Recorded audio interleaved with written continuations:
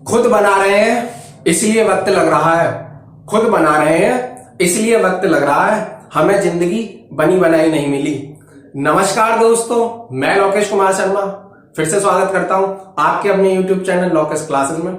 जैसा कि आपको पता है 28 तारीख को यूपी टेट का पेपर होने वाला है, तो मैं आज आपके लिए लाया हूं वो 30 क्वेश्चन जो पिछली बार यूपी टेट में मैथ्स के पूछे गए थे।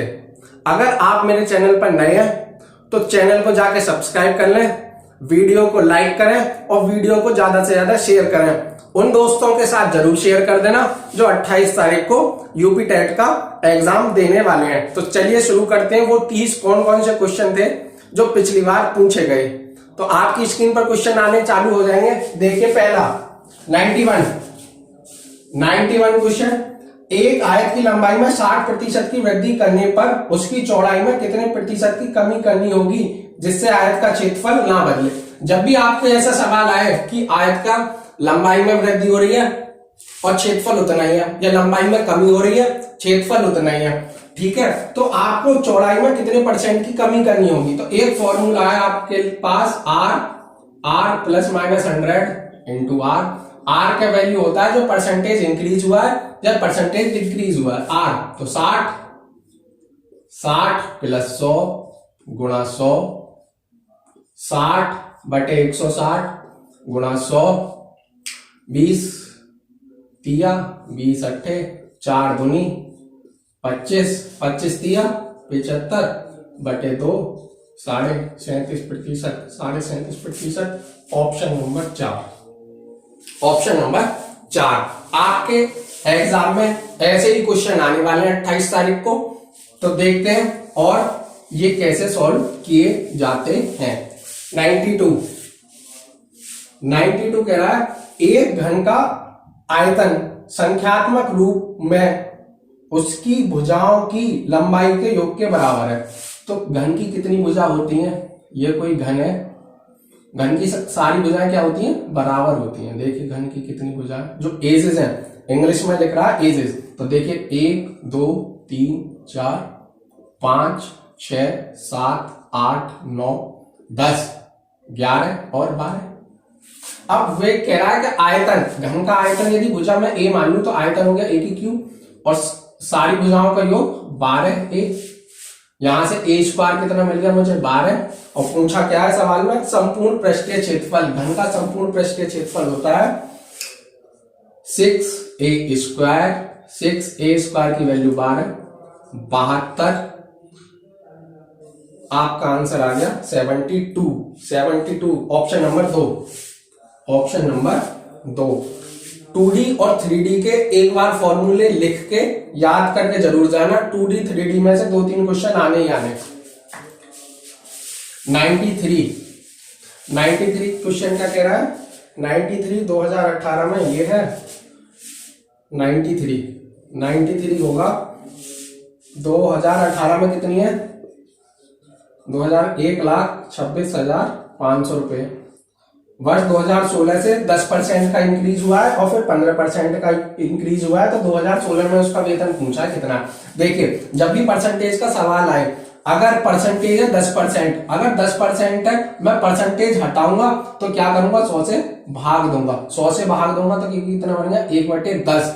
10% का इंक्रीज हुआ है, 10% का इंक्रीज हुआ है मतलब 10 का 1 बढ़ेगा 11 हो गया। अगर यहाँ 10% कमी होती तो 10 से क्या हो जाती? 9 हो जाती। तो 10% का मतलब 10 से हो गया 11। अगली बार में 15% मतलब 15% का यदि मैं उसको भिन्न में बदलूंगा 3, ये 20, पहले था 20 फिर हो गया 23, मल्टीप्लाई करो 200, 11 33, 11 3 11 दूनी 22 और 3, 218 में कितनी हो गई? 253। ये कितनी दे रखी है 218 में? 1,26,500। तो 253 की कितनी वैल्यू है? 1,26,500। एक की कितनी है?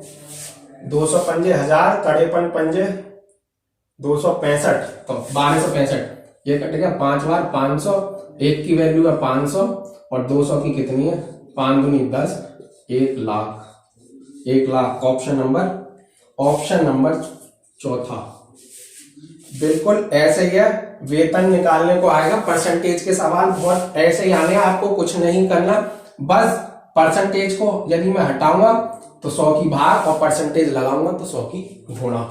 चौथा क्वेश्चन लेस में ऐसा है, चौथा क्वेश्चन मतलब 94 देखो, दो संख्याओं का में से फिर 6 लेसे पे 432, एक संख्या 48 दूसरी, तो एक फॉर्मूला है लेसे गुणा में से बराबर पहली संख्या गुणा दूसरी संख्या। अब देखिए लेसे कितना है, 432 गुणा 6 बराबर 48, दूसरी संख्या मान ली x, 6 से 8 बार काटा, 8 पंजे 40, 3 8 चौक 32, दूसरी संख्या आ गई 54। Option number 4। ये इंपॉर्टेंट क्वेश्चन है, मतलब ये आ सकता है इंपॉर्टेंट फॉर्मूला, लेसे गुणा में से बराबर पहली संख्या गुणा दूसरी संख्या।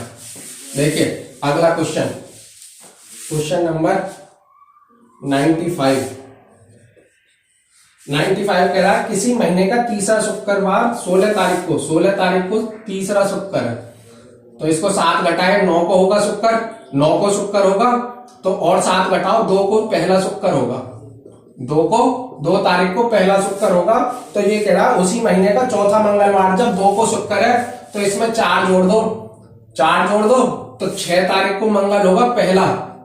बेसिक से करना है ये सवाल, 6 तारीख को होगा पहला मंगल, अब पहला मंगल 6 तारीख को अगला होगा, प्लस 7 कर दो ऐड, 6 7 13, दूसरा 13 को फिर 7 ऐड कर दो, तीसरा 20 को और चौथा फिर 7 ऐड कर दो, तो चौथा होगा 27 तारीख को, 27 ऑप्शन नंबर 2।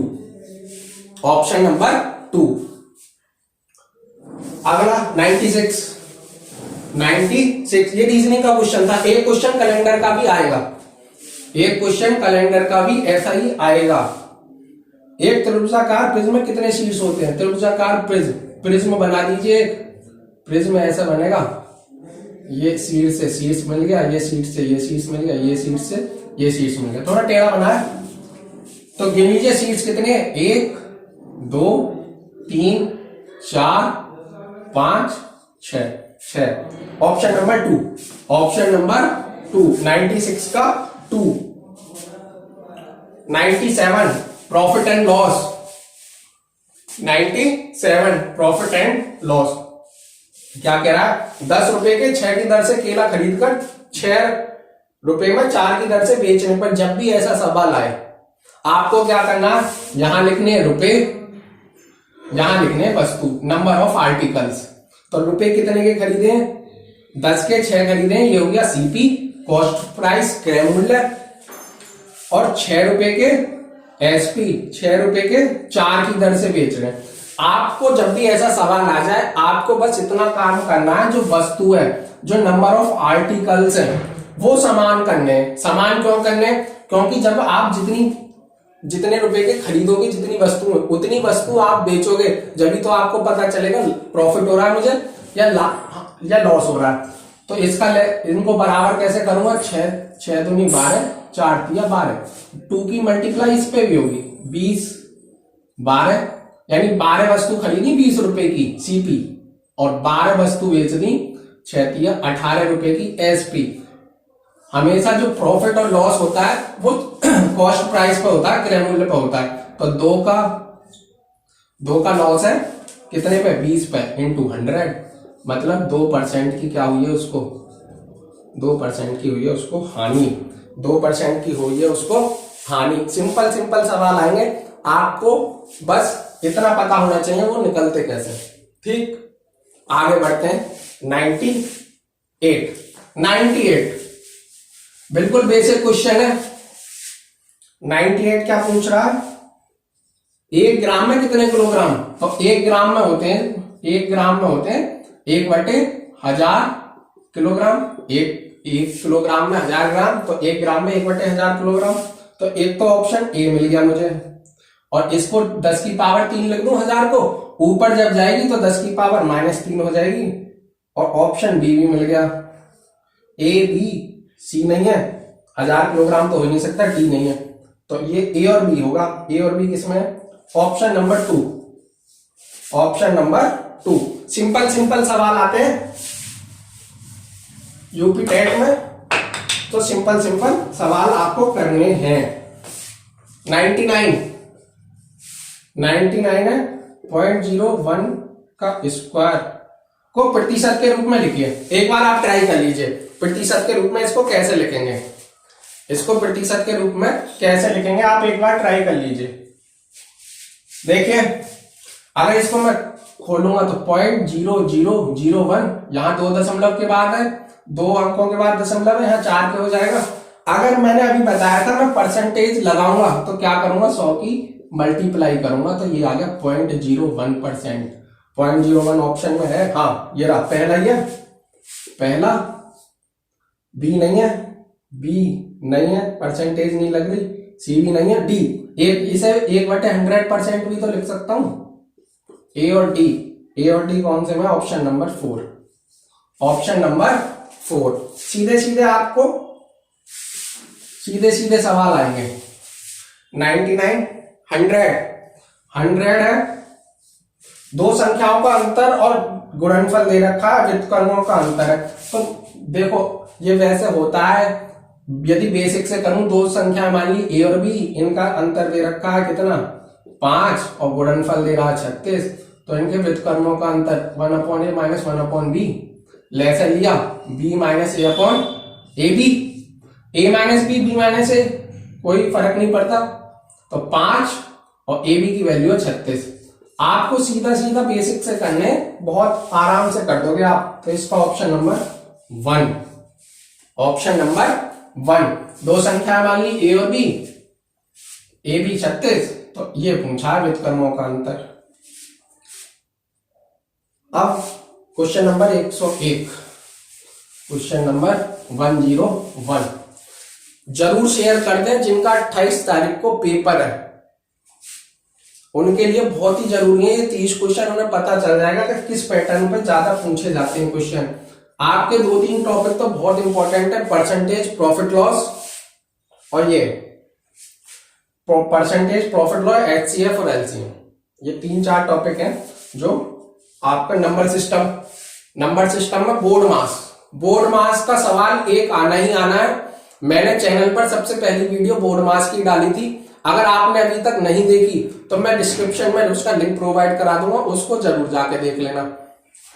एक बोर्ड मास का क्वेश्चन आएगा 101, एक कमरे की लंबाई 10% बढ़ाई जाए, 10 की 11 कर दी, घटाई गई है, सॉरी 10 की 9 कर दी, चौड़ाई 20% घटाई गई, 5 की 4 कर दी, और ऊंचाई 5% बढ़ाई गई, 5% मतलब 20 की 21 कर दी, तो आयतन में कितने परसेंट परिवर्तन हुआ? आयतन होता है घनाभ का LBH।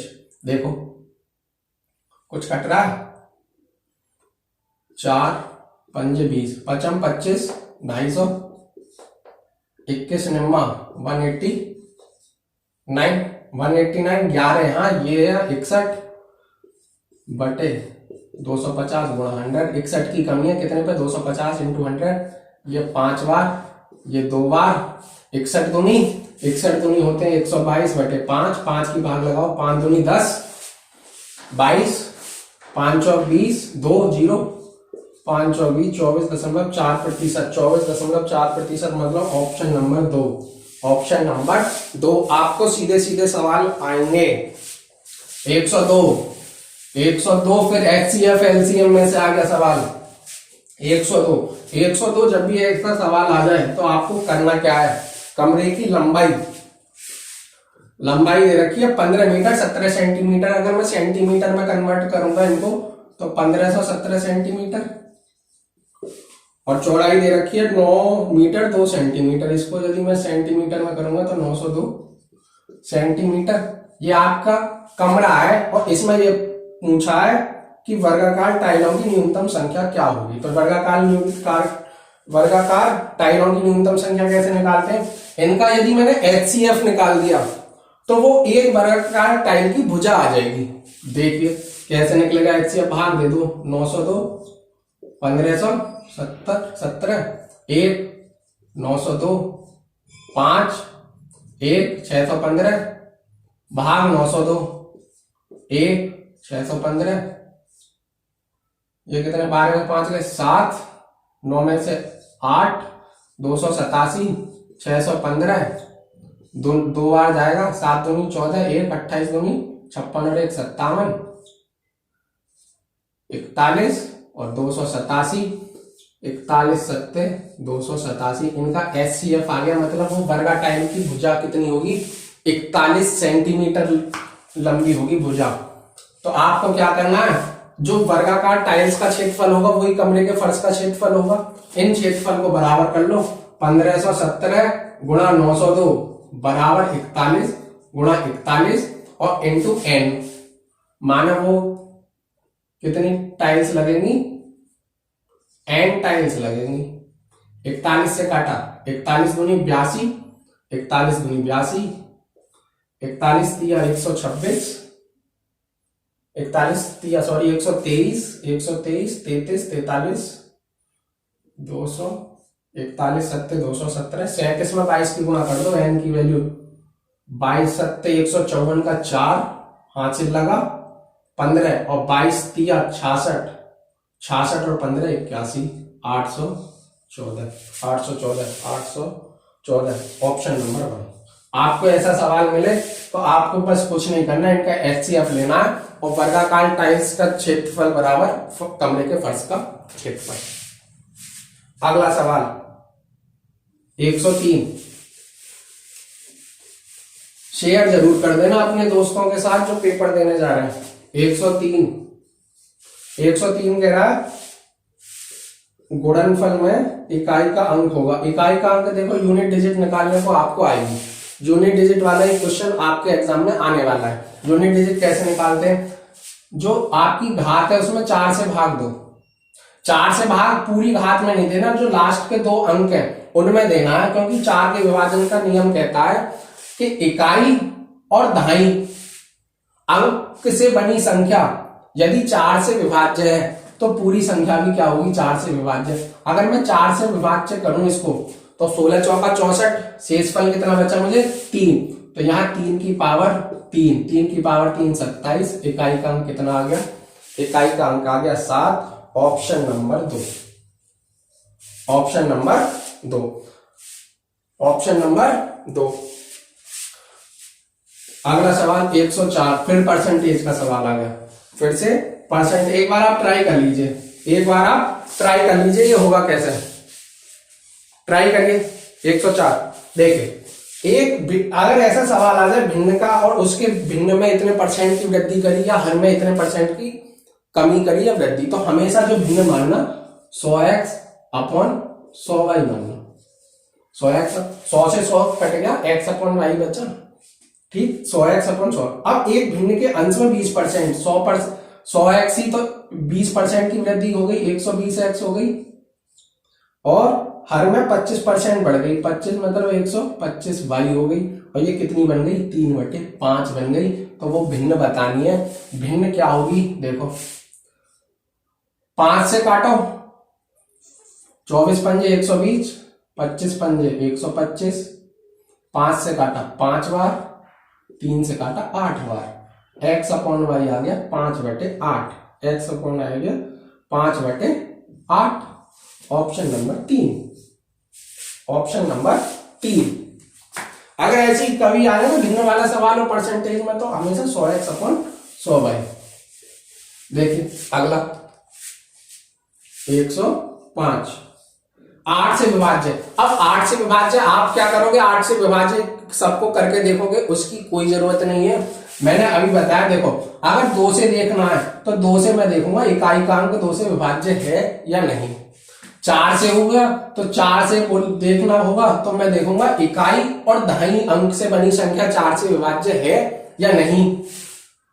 और 8 से होगा तो इकाई दहाई सैकड़ा अंक से बनी संख्या यदि 8 से विभाज्य है तो वो पूरी संख्या भी 8 से विभाज्य होगी। ऐसे ही चलते रहते हैं। यदि 16 तो इकाई दहाई सैकड़ा हजार अंक से बनी संख्या यदि विभाज्य है 16 से, तो वो पूरी संख्या 16 से विभाज्य होगी। तो हमें चाहिए सिर्फ 8 का। 8 का तो इकाई, दहाई और सैकड़ा, लास्ट के 3 अंकों में भाग दे दो। यदि वो भाग हो रहे हैं तो वो संख्या भी पूरी तरह से विभाज्य हो। पहला है 52,240। 52,240, तो 52,240 का क्या करना है? 52,240 का 240 को में भाग दे दो 8 का, 8 से हो जाएगा 30 अट्ठे 240। तो पहला संख्या 220 नहीं है, 128 है, पहली तीसरी आ गई। और 124 में दे दो भाग। मैं पूरे में नहीं दे रहा, जैसे 97,124, मुझे इससे मतलब है, पूरी संख्या से मेरा कोई मतलब नहीं है। चाहे कितनी बड़ी संख्या लिखो, उसके लास्ट के 3 अंक देखने मुझे। तो ऑप्शन 1 और 3 किसमें है? 1 और 3, 1 और 3, ऑप्शन नंबर 4, ऑप्शन नंबर 4। सीधे सीधे सवाल आएंगे आपको, नंबर सिस्टम में से बहुत पूछते हैं। देखो पाइथागोरस, पाइथागोरस होता है लंब, आधार और कर्ण। कर्ण का वर्ग बराबर लंब का वर्ग प्लस आधार का वर्ग। तो इसमें पूछा है जिसकी सबसे छोटी संख्या 8 है। सबसे छोटी संख्या वाली 8 का होता है 8, 15, 17। ये 17, ये 8, ये 15। 8 का 64, 15 का 225, 17 का 289। सिंपल सिंपल क्वेश्चन आते हैं, आपको बस थोड़ा सा देखने वाली बात है कि आपकी अप्रोच कैसी है एग्जाम में। देखो 9 से विभाजन का, यानी विभाजन के नियम में से पूछेगा ही पूछेगा। नंबर सिस्टम में से बहुत क्वेश्चन आने हैं। विभाजन के एक बार नियम जरूर याद कर लेना, 2 से, 3 से, 4 से, 6 से, और ये 8 से, 9 से और 11 से। इन पे से क्वेश्चन आने ही आने हैं। अब 9 से विभाज्य का नियम कहता है Z8। अगर 9 से विभाज्य है 417 Z8, 9 से विभाज्य है तो Z का मान। 9 से विभाजन का नियम कहता है यदि संख्या के अंकों का योग 9 से विभाजित है तो वो संख्या 9 से विभाजित होगी। अंकों का योग 4 और 1 5, 7 5 12 8 20। अब Z की जगह क्या रखूं कि 9 से विभाजित हो जाए वो, इनका तो आ गया 20। अब 9 का पहाड़ा पढ़ो, 9 एकम 9, 9 दूनी 18, 9 तिया 27, तो 20 तो बन गया मेरे पास। अब यदि मैं यहां 7 रख देता हूं तो 20 और 7 27 और 9 तिया 27। इनके अंकों का योग करना है तो Z की वैल्यू कितनी आ गई? 7, ऑप्शन नंबर 2। सीधे सीधे आपको क्वेश्चन, बिल्कुल बेसिक से क्वेश्चन मिलेंगे आपको एग्जाम में। 108, ये करनी वाला क्वेश्चन आ गया। 108, 2160 बराबर 2 की पावर a गुणा 3 की पावर b गुणा 5 की पावर c, तो 3 की पावर a गुणा 2 की पावर माइनस b गुणा 5 की पावर माइनस c की वैल्यू बताइए। एक बार आपको ट्राई करो कि ये आपसे बन पा रहा है क्वेश्चन या नहीं बन पा रहा है। वीडियो पॉज कर लो, ट्राई कर लो एक बार। देखो ऐसे क्वेश्चन आते हैं तो इसके फैक्टर करो, इसके गुणनखंड करो। अब देखो गुणनखंड ऐसे मत करना, ये 2 से काट रहे हो फिर 2 से काट रहे हो, ऐसा बिल्कुल नहीं करना है एग्जाम में। करना क्या है, 216 है तो इसे 216 गुणा 10 लिख सकता हूं। 216 होता है 6 की क्यूब, 6 गुणा 6 गुणा 6, और इसको 5 गुणा 2। 6 को लिख सकता हूं 3 गुणा 2, 3 गुणा 2, 3 गुणा 2 गुणा 5 गुणा 2 बराबर है ही। अब 2 के देख लो कितनी पावर है, 1 2 3 4, 2 की पावर 4 गुणा 1 2 3, 3 की पावर 3 गुणा 5 की पावर 1 गुणा 5 की पावर 1, और ये किसके बराबर है? 3 की पावर 1 गुणा 2 की पावर माइनस b गुणा 5 की पावर माइनस c। अब देखो 3 की पावर, ये 2 की पावर a है, 2 की पावर, अच्छा ये तो पूछा है सवाल, ये तो सवाल पूछा है, ये है बराबर 2 की पावर a गुणा 3 की पावर b गुणा 5 की पावर c। अब a की वैल्यू तुलना करूंगा तो a की वैल्यू 4, b की 3, c की 1। a की 4, b की 3, c की 1 यहां रख दो। a की 4, बी की 3, सी की -1। 3 की पावर 4 81, 2 की पावर -3, 2 की पावर 3 होती है 8, तो ये नीचे आ जाएगा 8, ऐसे ही 5 आ जाएगा। आंसर आ जाएगा 81/40। आंसर आ जाएगा 81/40, ऑप्शन नंबर 2। Option number 2। सीधे सीधे सवाल आने, आपको बस फैक्टर करना, ऐसे मत करना 2 से काट रहे हो 2 से काट रहे हो, फिर गलती कर दोगे कहीं। अगला सवाल है 100, ये रीजनिंग का क्वेश्चन है, सीरीज ये संख्या वाला, फाइंड द मिसिंग नंबर। तो आपको दिख रहा होगा 2 के सामने लिखा है इसका घन, 2 की पावर 3 8, 3 की पावर 3 27, 4 की पावर 3 64, तो 1 की पावर 3 1 आ गई। Option number 3 1। 110, किसी बंटन का बहुलक ज्ञात किया जाता है, बंटक का बहुलक ज्ञात किया जाता है आयत चित्र द्वारा। ये एक थ्योरी का क्वेश्चन आता है, उसे आप याद कर लेना। तो इसका आता है 110 का 1 आयत चित्र द्वारा। 111 सिंप्लीफिकेशन से क्वेश्चन आ गया, a प्लस बी भाग सी, b प्लस सी भाग a बराबर c प्लस a भाग b, के का मान ज्ञात करना। ऐसा क्वेश्चन जब भी आ जाए आपको कुछ नहीं करना, a की वैल्यू 1, b की वैल्यू 1, c की वैल्यू 1। 1 और 1 2, 2/1, k का मान कितना आ गया। इसमें भी रखोगे तो k की वैल्यू 2 ही आएगी, इसमें भी रखोगे तो k की वैल्यू 2 आएगी। बहुत सिंपल सा क्वेश्चन है। अगर आप ऐसा करो, अगर आप बेसिक से करो तो ये होगा a प्लस बी बराबर सी के, और फिर b प्लस सी बराबर a के, और c प्लस a बराबर b के। तीनों को जोड़ोगे फिर इधर जोड़ोगे तो k की वैल्यू 2 आएगी। वो बेसिक है, वो मत करना, उसमें टाइम ज्यादा लगेगा। सीधा सीधा वैल्यू पुट कर दो, a के 1। अगला सवाल 112। 3 मापों को लेकर, माप कौन कौन सी हैं, 1.2, 4.2, 5.9 और 8.1। अगर आपको त्रिभुज बनने की प्रॉपर्टी पता है तो आप क्वेश्चन कर दोगे, नहीं तो ये आपसे नहीं बनेगा। अब कुछ त्रिभुज बनता कैसे है, त्रिभुज में बनने की 2 कंडीशन है। एक तो 2 भुजाओं का योग तीसरी भुजा से ज्यादा होना चाहिए, और 2 भुजाओं का अंतर तीसरी भुजा से कम होना चाहिए। अगर ऐसी कितने त्रिभुज बनेंगे, तो ऐसे सवाल जब भी आ जाए 3 के में लिख दो।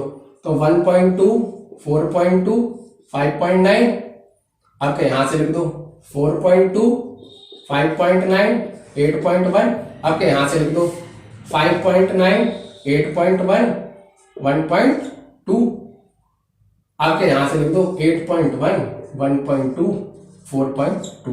अब आपको ये प्रॉपर्टी देखनी है किस किस में लग रही है, उतने आपके त्रिभुज बन सकते हैं। मैंने पहला चेक किया, जब मैंने चेक किया तो 1.2 और 4.2 होते हैं 5.4। अब ये तो बड़ा होना चाहिए इससे, ये नहीं बनेगा। दूसरा चेक किया, इन दोनों का जो सम है इससे ज्यादा है, और इन दोनों का जो डिफरेंस है a माइनस बी, ये इससे बड़ा है, ये बन गया त्रिभुज। ऐसा इन दोनों का जो सम है, इन दोनों का सम है 8.1 से कम है, तो ये नहीं बनेगा।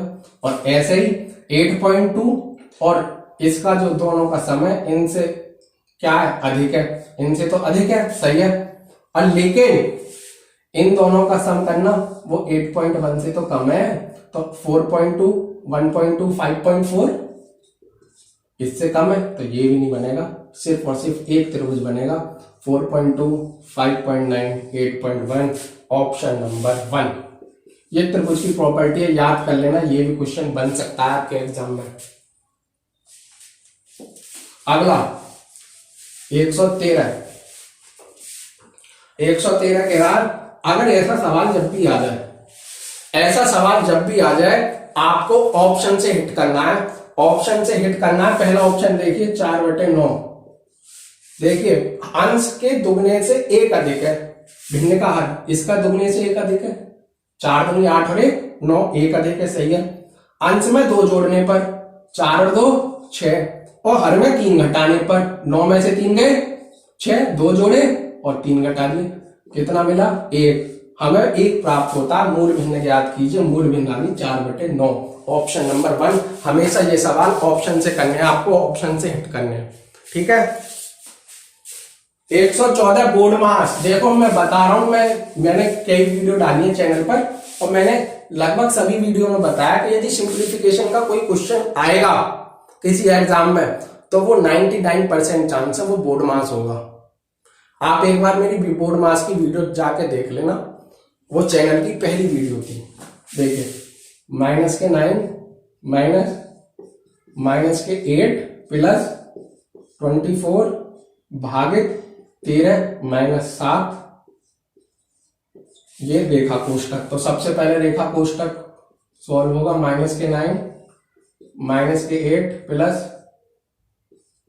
6 24 भागित 6 4 -9 -8 प्लस 4 6 24 -24 भागित 6, ये तो 4 आ गया ना, 4 आए वो वैल्यू।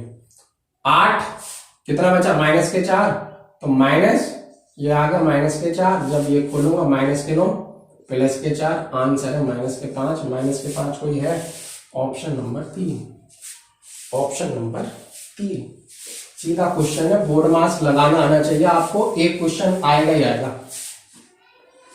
आपके गिने चुने 4-5 चैप्टर हैं जो आपके आएंगे। नंबर सिस्टम, HCF LCM, विभाजन के नियम, बोर्ड मास, आयत, वर्ग, घन, घनाभ, इनका संपूर्ण पृष्ठ, इनका वक्र पृष्ठ का क्षेत्रफल, आयतन और क्षेत्रफल सारा, और विभाजन के नियम, ये सारे 5-6 गिने चुने चैप्टर है। प्रॉफिट लॉस और परसेंटेज 6-7 चैप्टर, 8 बिल्कुल 6-7 चैप्टर है जिनसे आप सारा 30 के 30 क्वेश्चन कवर कर सकते हैं।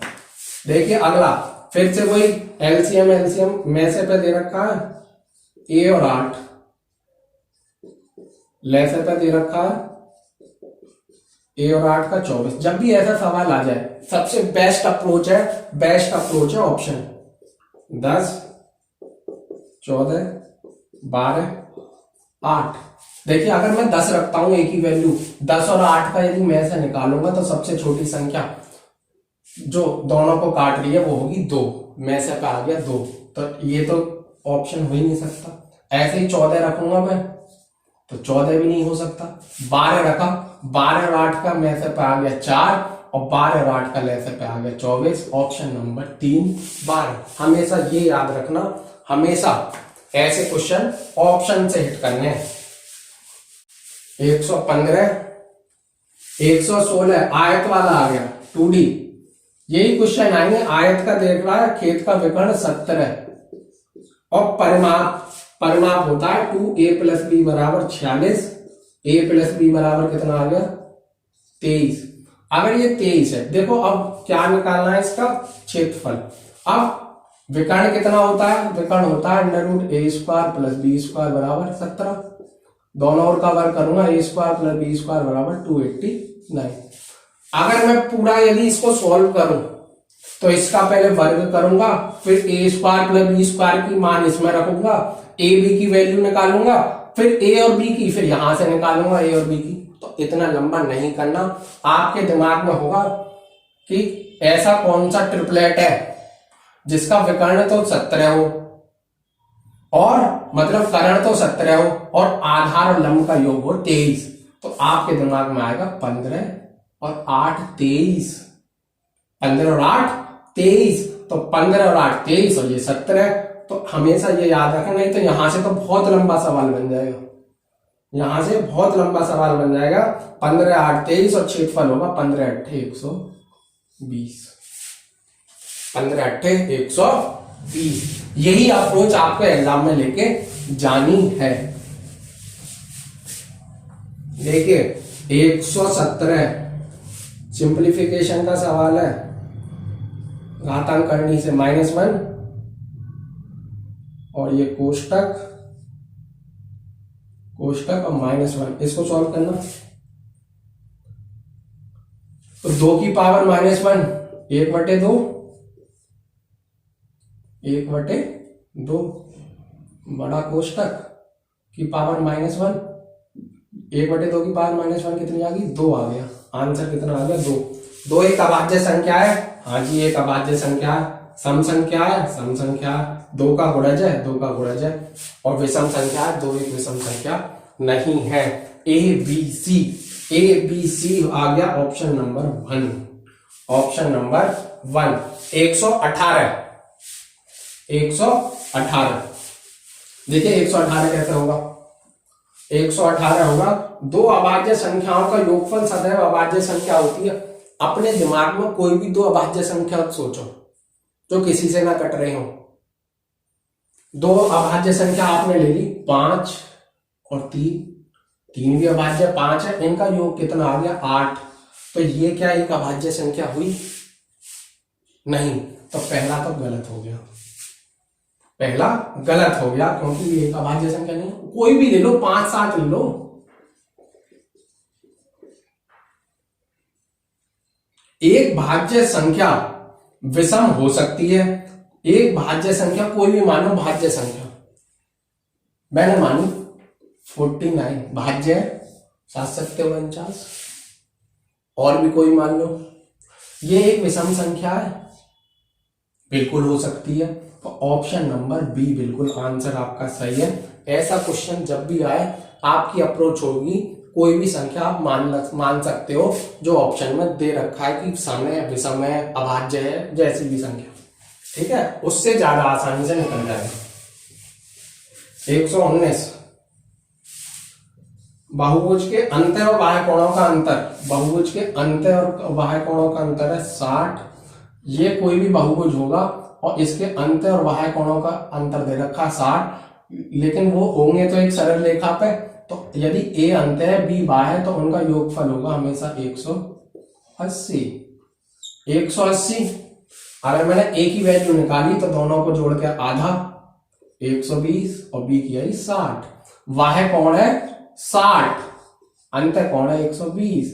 अब एन निकालने को होता है, बाह्य कोण होता है, जो बाह्य कोण होता है, बाह्य कोण होता है वो होता है 360/n। बाह्य कोण कितना? 60, 360 n। n की वैल्यू कितनी आ गई? 360/60। n की वैल्यू आ गई 6। पॉलीगन का क्वेश्चन है ये, बहुभुज। और लास्ट आपका सवाल है 120वां। सरल रेखा पर स्थित बिंदुओं की संख्या होती है। सरल रेखा पर स्थित बिंदुओं की संख्या, कोई भी एक सरल रेखा ले लो, उस पर जो बिंदुओं की संख्या होगी वो कितनी होगी? असंख्य होगी। कितनी भी हो सकती है। तो ऑप्शन नंबर 1, किसी भी सरल रेखा पर कितनी होगी बिंदुओं की संख्या? असंख्य, इनफाइनाइट। अगर ये वीडियो आपको अच्छी लगी हो तो ज्यादा से ज्यादा तो शेयर करें, चैनल को सब्सक्राइब करें और वीडियो को लाइक करना ना भूलें। 30 क्वेश्चन वही लगवाए मैंने जो पिछली बार यूपी टेट में पूछे गए थे। थैंक यू वेरी मच और जय हिंद।